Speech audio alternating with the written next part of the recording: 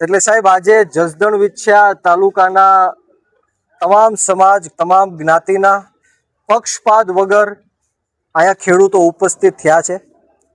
જે રીતના 3 દિવસ પહેલા ગોડલાધાર ગામની અંદર 17 જેટલા જેટકો કંપનીના વીજપોલ જે ખાનગી કંપની છે પોલીસ પ્રોટેક્શન લાવીને અમારા ખેડૂત છે એમની સહમતિ વગર એમની પરમિશન વગર ગેરકાયદેસર રીતના ખેતરોમાં ઘૂસીને પાકને નુકસાન કરીને વીજ થાંભલાઓ ઊભા કરવાનું કામ ચાલી રહ્યું હતું।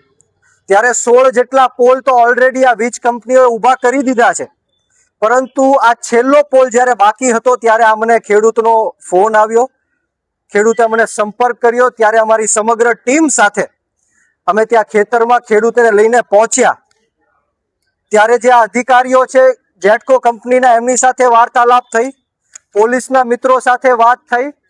ત્યારબાદ મને જાણ થઈ કે પોતાના જ ખેતરમાં આ ખેડૂતને ઘૂસવા દેવામાં આવ્યા નહોતા।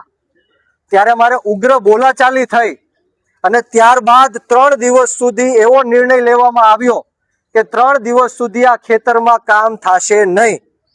જેસીપી પણ બહાર ગયા, પોલીસ પણ બહાર ગઈ, અધિકારીઓ પણ બહાર ગયા અને અહીંયા જે વીજ પોલ નાખવાના બાકી છે એ ખેડૂતો નહીં, પરંતુ ગુમરાહ કરીને લાલચ આપીને જસદણ વિછિયાના ખેડૂતોના ગામમાં ખેતરમાં જે વીજ પોલ ઓલરેડી ઊભા થઈ ગયા છે એની માટે પણ અમારી લડત છે।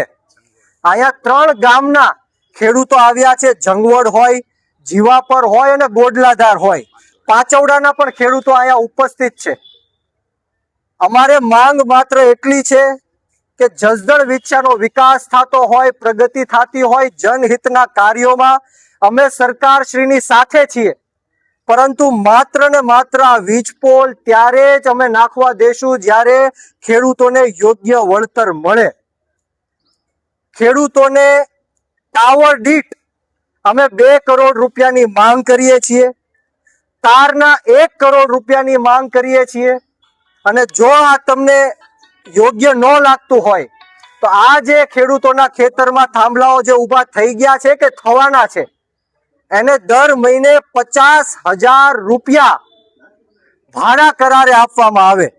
અને એ પણ જો એમને સ્વીકાર્ય ન હોય તો આ જે ખેડૂતની જમીન છે જે જંત્રી પ્રમાણે આજનો ભાવ છે એની કરતા ડબલ ભાવે આ ખેતર ખરીદી લેવામાં આવે।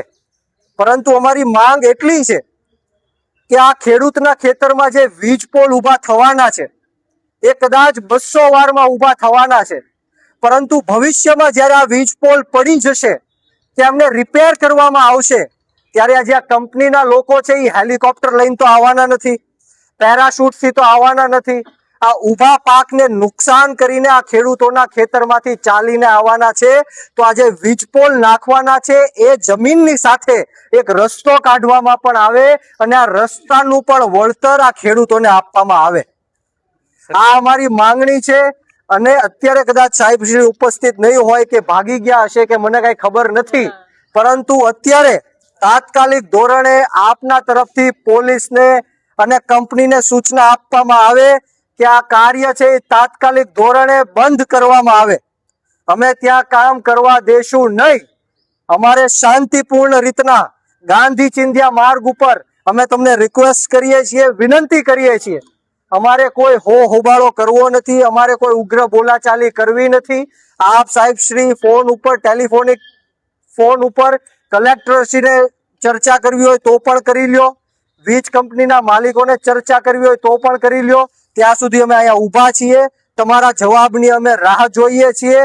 અને જો તમારા પાસેથી અમને નેગેટિવ જવાબ મળશે કે ત્યાં કામ ચાલુ રહેશે ખેતરની અંદર તો અમે ગાંધી ચિંધ્યા માર્ગ ઉપર આંદોલન પણ કરવાના છીએ। તમારી આ માંગ છે ને આજે અત્યારે જ હમણાં જવા દઈએ છીએ અમારી માંગ અત્યારે જવા દઈએ છીએ, પરંતુ મીડિયાની સમક્ષ આપને પણ હું કહેવા માંગુ છું અને આ મેપ દેખાડવા માંગુ છું કે આ જીવાપર ગામનો મેપ છે, જીવાપર ગામનો નકશો છે।